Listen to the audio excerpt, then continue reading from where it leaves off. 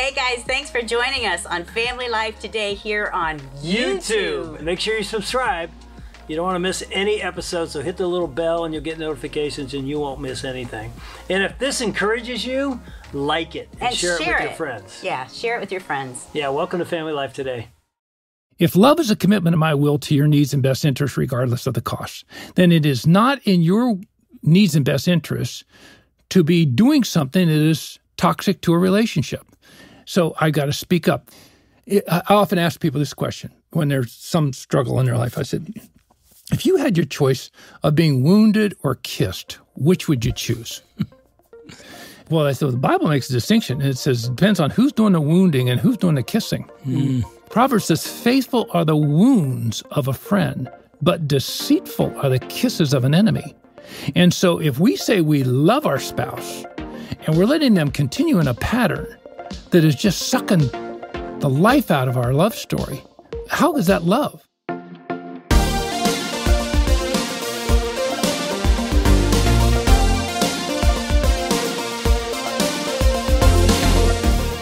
Welcome to Family Life Today, where we want to help you pursue the relationships that matter most. I'm Ann Wilson. And I'm Dave Wilson, and you can find us at FamilyLifeToday.com or on the Family Life app. This is Family Life Today.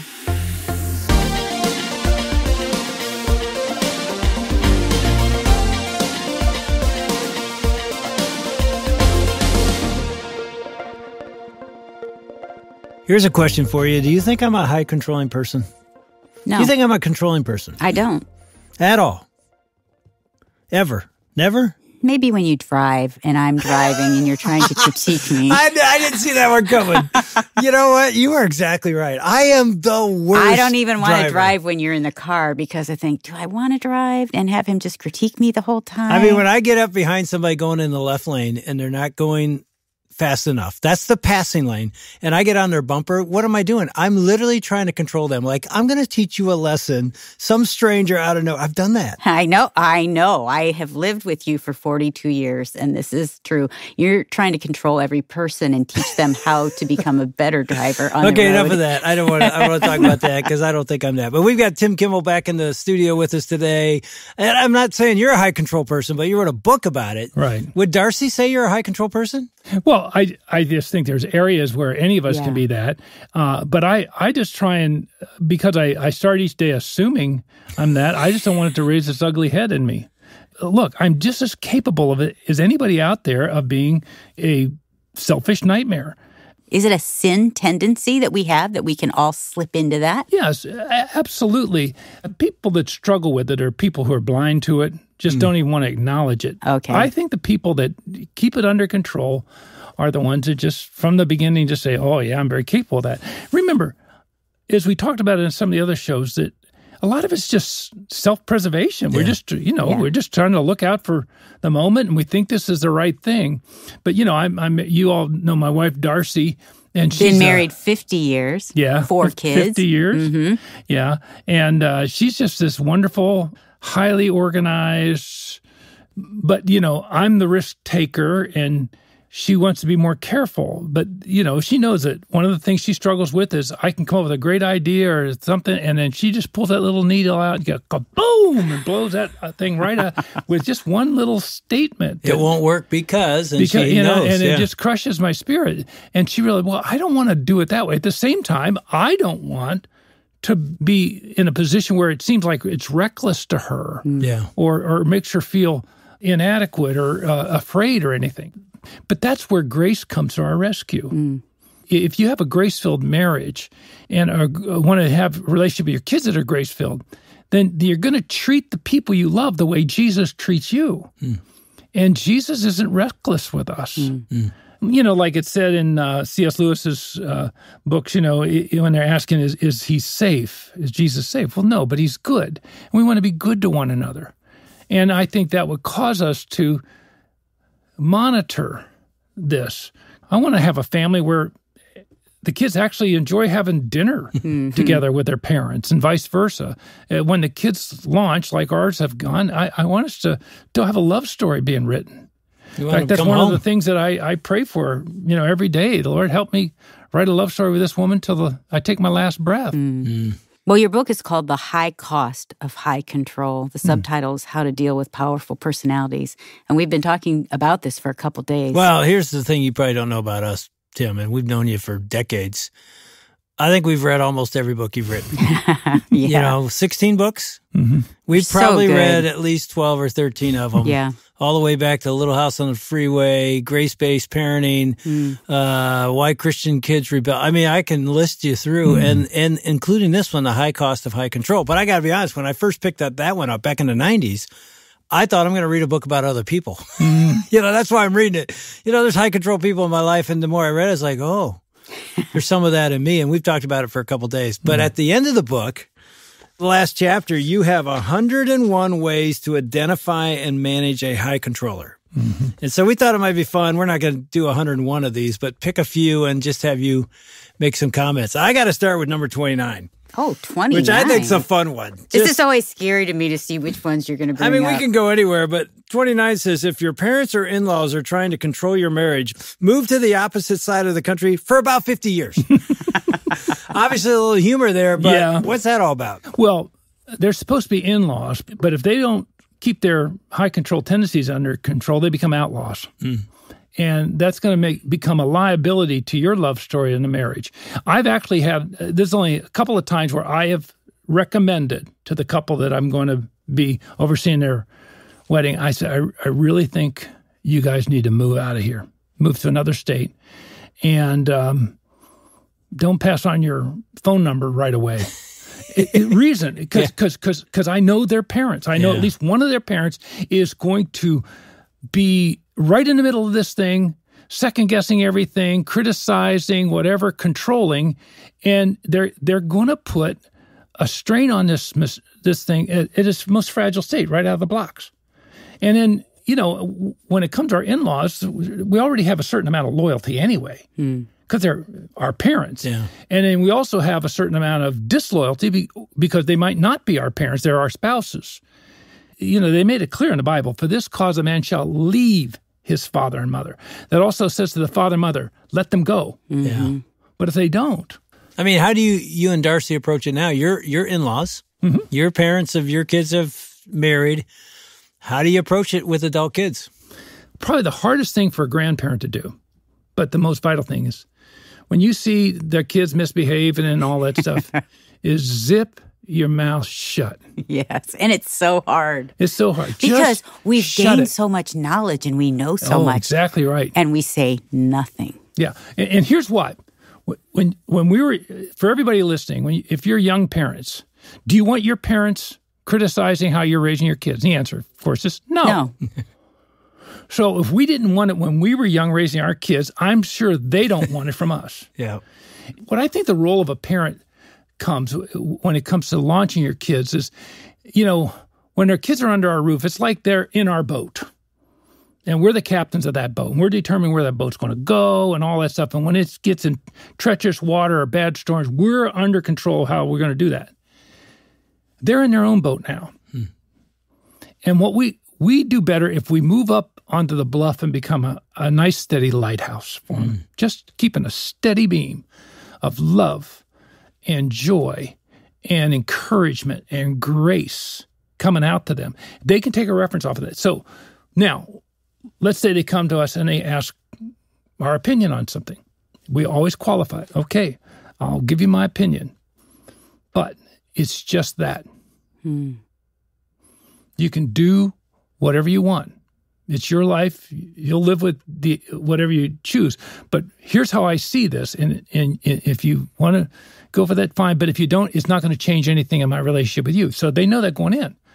And I think the more we keep our mouth shut on the stuff we should keep our mouth shut on, the more they're inclined to want to come and say, what do you think, Dad and Mom?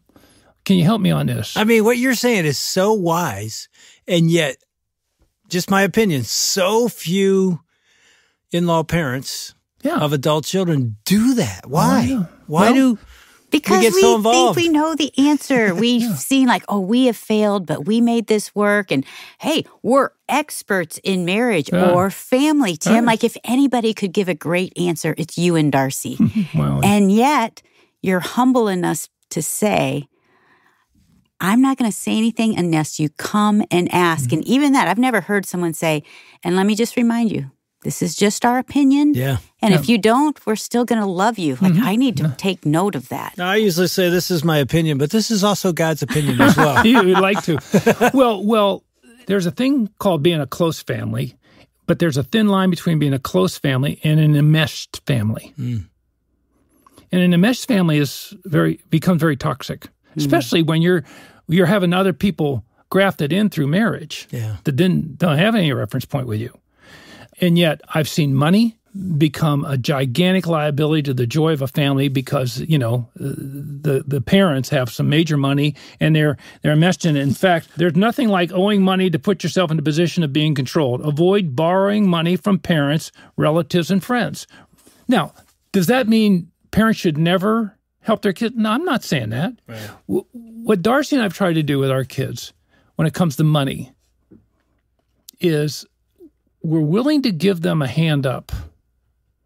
We're just not going to give them any handouts. What's that mean? Well, a hand up means that this help to them financially is actually going to enable them to do something even better and more effectively. That's fine. And also, it's a hand up because I have confidence based on their track record, they're going to handle it right wisely. And so that, parents could do that. Yeah. Actually, I think if we were all honest with ourselves, people have done that to all of us along the way. Oh, yeah. And it may not be in a financial way, but, there's connections and encouragement. And there's no strings attached. No strings attached. Yeah. God does stuff for us all the time when those strings attached. Yeah. And we mishandle stuff, the great things he's done for us all the time. Yeah. But he still keeps loving us. Well, I have one that I wanted to talk about as we're talking about the 101 ways to identify and manage a high controller. I was in high school. I was in my senior year, actually, and I decided for the first time in 6 years not to run track. And I told my dad I was going to run track, and I got these really cool pair of Nike tennis shoes. But then I said, I'm not going to run track this year. I'm tired of it. I'm ready to move on. And my dad said, but you bought those tennis shoes. Actually, he bought them. He bought them for me. And I was generally paying for a lot of my own things. And he was a coach, and he coached me in He didn't baseball. coach me in track, though. And he said, you're going to go out for track. And I said, no, I really don't want to. I have another job. I'm really busy. I'm doing some other things. I'm playing tennis. And he said, no, you're going to go out for track. And I said, well, what are you going to do? He goes, I'm not going to talk to you ever again unless you go out for track. And so, Tim, it was 7 days. Every morning I'd eat breakfast with my dad. He's super talkative, never stops talking. He doesn't talk to me or look at me for 7 days. And finally, on the 7th day, I'm like, you are being a baby. Like, what is happening right now? He wouldn't say anything. I said, fine. I'll do it. If you want to control me this way, I'll do it. And he won. And this is number 3 of the ways to identify that high controller. She's a controller, or he, if they choose silence and withdrawal instead of communication. Absolutely. Is that my dad controlling me? That was absolutely. And I had no control if he doesn't even talk to me about it. He was using your love for him to leverage you. To get you to do something. Well, that's not how love's supposed to be. Love is a commitment of my will to your needs and best interests, regardless of the cost. That's love. And what that was just selfishness. And who knows, they might have some ego expectations of you with your sports and everything else. But we often don't think of withdrawal or silence as a controlling method. Yeah. And you're saying, oh, no. You might be quiet, but sometimes that's deadly. Very much so. Very much so. Or pouting. By the way, that was a big problem I had when I got married. When I didn't get my way, I would pout. What did that look like? Well, once again, I'm not looking her in the eye. I'm kind of quiet. There would be some withdrawal. I'm there participating, but I'm not. Talk about manipulation. I'm a verbal person. Usually, if we're around, we'll be visiting, and I would say nothing. Well, she can tell he's upset about something, but she confronted me on it, and she said, "I won't let my kids pout." When our kids pout, they automatically will not get what they're trying to get. And so it's not going to work with you either. If somebody's doing what your dad did if they're silent or they withdraw? Because I can tend to withdraw. Mm-hmm. What should you do? Or what should they have done? Or how can you help that not happen? Well, you got two conditions here, two situations that are tough because that's your dad. Yeah. And as a daughter, they can make orders and stuff, and sometimes we just have to do what they're asking us to do, the best of our ability, and grit it out. But it's not going to come without a price. The high cost of high control, and you got to work through stuff. But here's why people control us. This is the number one reason why people control us. Is because we give them permission to. We let them. And I realize that in some certain situations, they're not going to change. But like that one man that was so overwhelmed with shame that I was telling you about, from his parents, and he never said a word about it, but he was just a nightmare to my friends and his father. But he never was able to control me because I decided early on, I'm just not going to let him. He's not going to intimidate me. By the way, he was a very frightening man and a very powerful man. And he could be mean. But I just decided I'm not going to take it personally because this is about an issue with him. And I'm not going to make his issue my issue. Well, what happened is that his respect for me went way up. Because he didn't respect any of his own children because they took it. They just folded. So if you're in a marriage, and that's happening, maybe we should kind of make that distinction. How do we know if it's abuse? But then maybe we should hit that first. Yeah. When does it cross the line where this is abuse? When we're talking about control, we're talking about something that's irritating and annoying. But usually, you can gut your way through it. Abusive is injuring. It's doing harm. And so if... physically, verbally, emotionally, right. Yeah, for instance, I had a football coach, played football in high school, and I remember I got the wind knocked completely out of me. I mean, I'm laying down flat on the ground in his big game, and he yells out, "Kimmel, are you injured or are you hurt?" And I was just hurt. In other words, I got the wind knocked out of me. You but couldn't I'm not say injured. it because you had no breath. But I had no breath. And I, "Coach, I'm hurt." And you know what he said? He said, "Get up." Yeah. It's a contact sport. Everybody's hurt. You can't play this game without getting hurt. But injured is different. Yeah. Because if I'm injured, I can't function. And so I think what abuse does is it injures a person. It injures their soul and their spirit and their emotional system, their view of themselves, their ability to function many times. And once you're there, if you don't get some remedy from that, it's just going to get really bad and fatal if it's physical, but it can kill love. So let's go back to that. Now we've kind of defined what that abuse is, and that's not healthy. We shouldn't maybe stay in that situation. We need to get safe. Get out, yeah. But what if we're in a marriage relationship where now we're thinking and realizing, I have been controlled. We've been doing this 30 years, let's say, a woman saying, how do I stop that? What does that look like? If love is a commitment of my will to your needs and best interests, regardless of the cost, then it is not in your needs and best interests to be doing something that is toxic to a relationship. So I got to speak up. I often ask people this question when there's some struggle in their life. I said, if you had your choice of being wounded or kissed, which would you choose? Most people say, well, I guess kissed. And well, so the Bible makes a distinction. It says it depends on who's doing the wounding and who's doing the kissing. Proverbs says, faithful are the wounds of a friend, but deceitful are the kisses of an enemy. And so if we say we love our spouse and we're letting them continue in a pattern that is just sucking the life out of our love story, how is that love? You say, well, I just don't like conflict. I don't want to be around anybody who likes conflict. None of us like conflict. But it's part of relational building.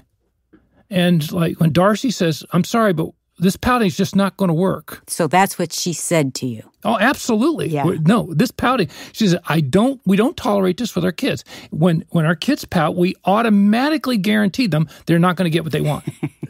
That's not how you handle it. Well, I'm not going to do that with you either. Okay. No, but she was doing that out of love. Now, by the way, she's a quiet, easygoing. She's not abrasive. She's not amazing. confrontive. Wonderful to be around. She's a sweet, but there's a point in the love where she says, if I don't say this, first of all, it's going to hurt our marriage, but also it's going to hurt you. Yeah. And so I think we got to be honest with ourselves. And that's the other thing. If we want to find the biggest problem that we're dealing with in any given time, the best thing is go into your bathroom and look in the mirror. I knew you'd say that. You know, I shave the face of my biggest problem every day. And once again, that is not a bad self-image. That's how health comes. That's humility that says, I recognize I got issues. I don't want them to own me. I certainly don't want to harm my kids with it.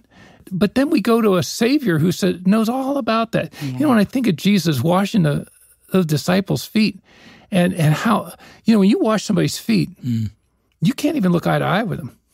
Can you imagine him washing Judas's feet? Yeah. Knowing what was going to happen. He gets down and he does this, and he's below, his eyes are at knee level to them. Yeah.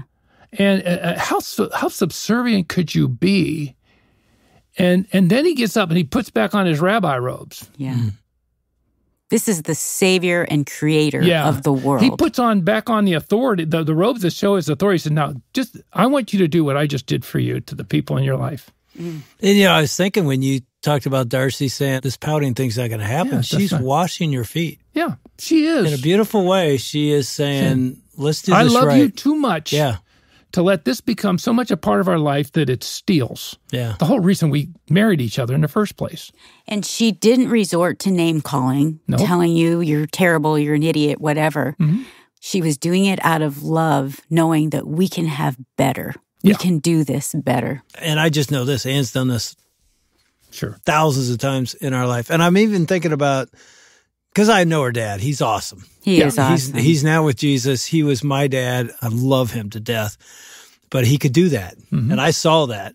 But I now know I've watched Anne for 42 years in our marriage not do that. Right. Mm-hmm. If our son said to us, I'm not going out for football, because it'd be football in our house. Exactly. That would crush me. I'd be like, oh.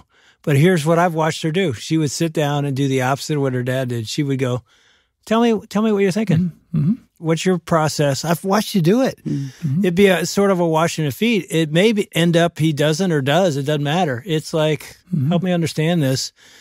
There's no control. There's grace. Mm-hmm. I understand. It's the opposite of what she grew up with. So it's like God transforms that. Even if you grew up in a high control, you can become a grace-based person and change the legacy. Here's the thing. No matter how annoying and even the clear things that they do wrong, even the sin they do wrong, it doesn't mean it is not going to have consequence, but it is never once going to cost them their relationship with me. Whereas control was your behavior is going to cost you your relationship with me. And see, Jesus doesn't do that with us. Them whom he loves, he disciplines. But that's the difference between, I think, when grace is in place. People's relationships are highly valued.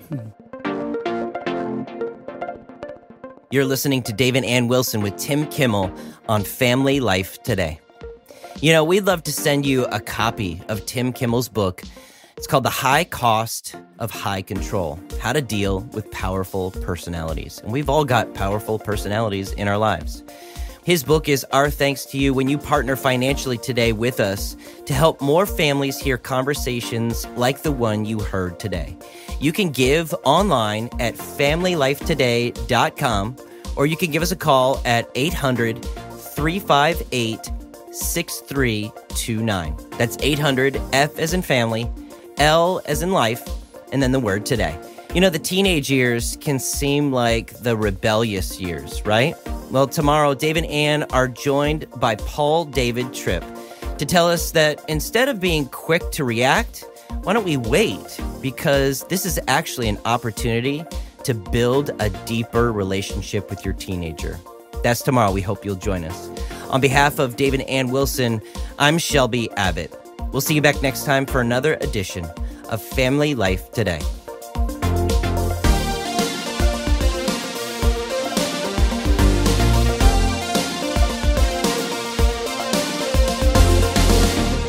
Family Life Today is a production of Family Life, a Cru ministry, helping you pursue the relationships that matter most.